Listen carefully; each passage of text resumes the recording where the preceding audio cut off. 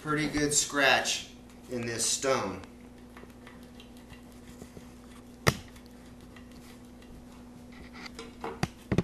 So what we have to start with on a scratch as deep as this is we're going to have to start with the diamond pads. Full set of diamond pads are available from your distributor for this application. We also urge everyone to follow all safety suggestions and requirements for all tools and compounds and the cleaners that are being utilized for these applications. So in this case, I'm going to wear gloves while I use the acetone. This is where the paper towels come into play. General cleaning.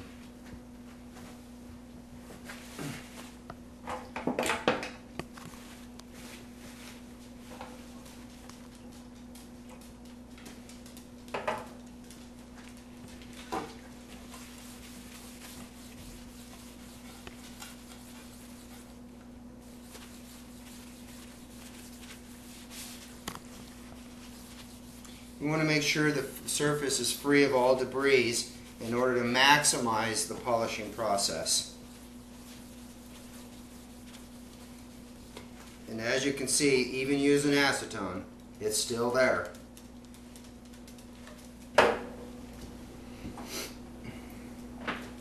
Now the first rule of thumb when you're looking at a scratch or something of this nature is that you need to evaluate what grit are you going to start with.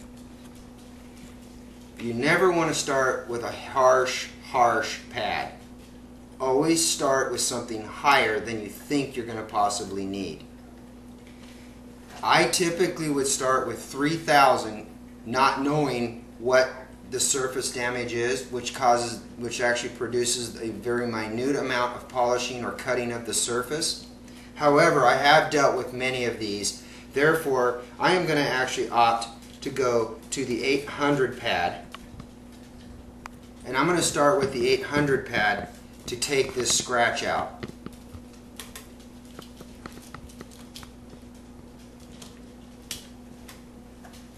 I'm going to fit the 800 pad to the omnidirectional sander, a DA.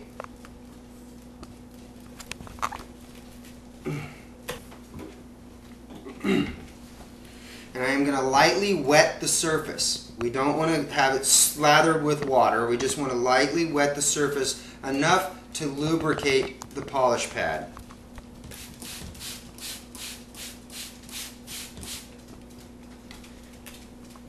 Here we go.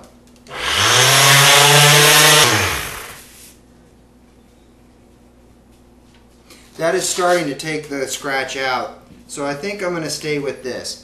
Sometimes it's better to run a higher grit longer than to jump down to a lower grit. Remember, each grit you go down is going to exponentially increase the time that you're going to be surface polishing. So if you spend more time on a higher grit, it will speed up the process in the end.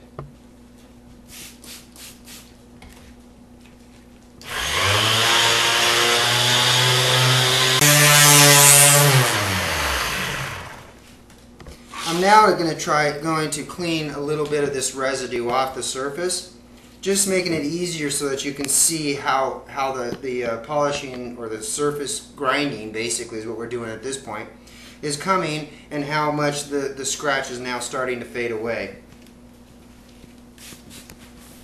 Once again, I'm just going to use paper towels to clean the surface and get rid of the excess residue. The scratch is still there, so it's going to take a little bit of time to take it out.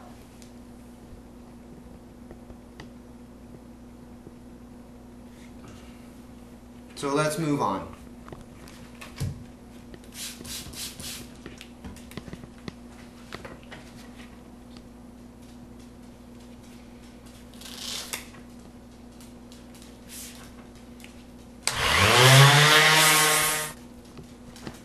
So we have run this for a little bit, not long, but I think what I'm going to do is I'm actually at this point going to drop down to say a 500 grit. So I've opted to drop down to a 500 grit on this particular scratch because it is a very deep scratch. And we're going to do this. Should be noted that I'm doing half the tile, and when we're finished with this, we'll give you a close-up so that you can see that the scratch is still there on one side and that the finish is flawless on the other side.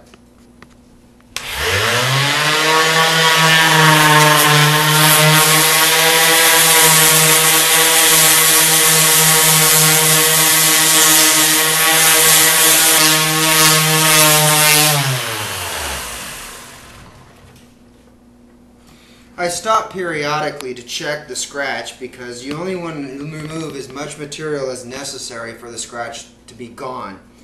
So I periodically stop to check and see where and how the scratch is.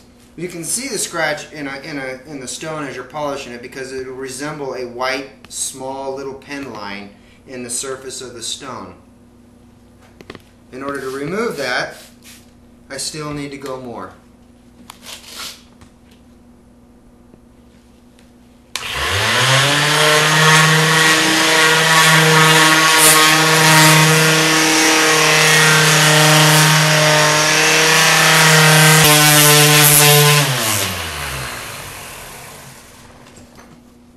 Once again, I am checking to see at what point the scratch is at.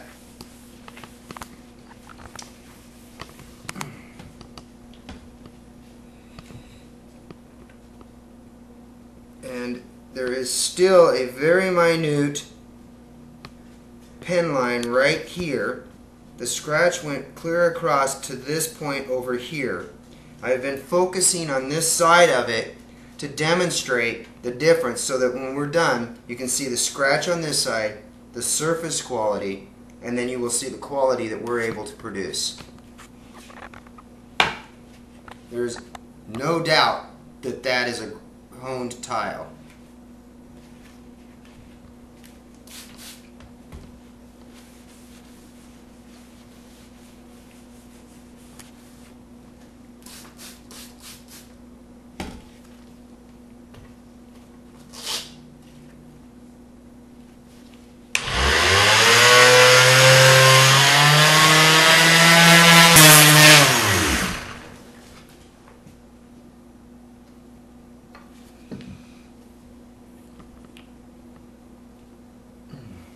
At this point, the scratch is so light that I'm confident going through the rest of the grits is going to take it out.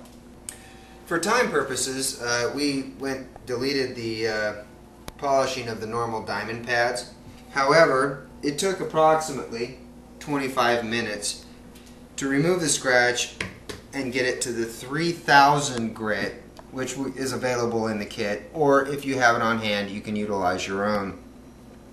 As you can see, we left a stripe in the center here, the 3000 finish, the original finish on the left hand side, and you can still see the scratch through the rest of it.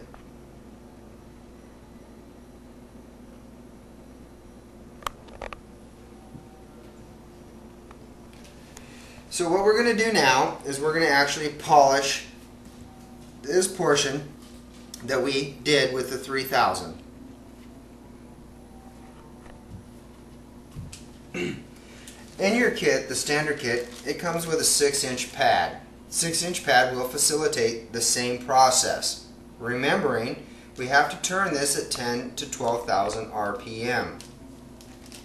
For the purposes of this demonstration, I'm going to use our smaller pads fitted on our smaller grinder, turning at 12,000 RPM. This will accommodate a smaller area. These are great for your small, tighter areas. And then you have the larger pads for full countertop restoration. We also have pads available, and ask your distributor, for doing floors, walls, and so on.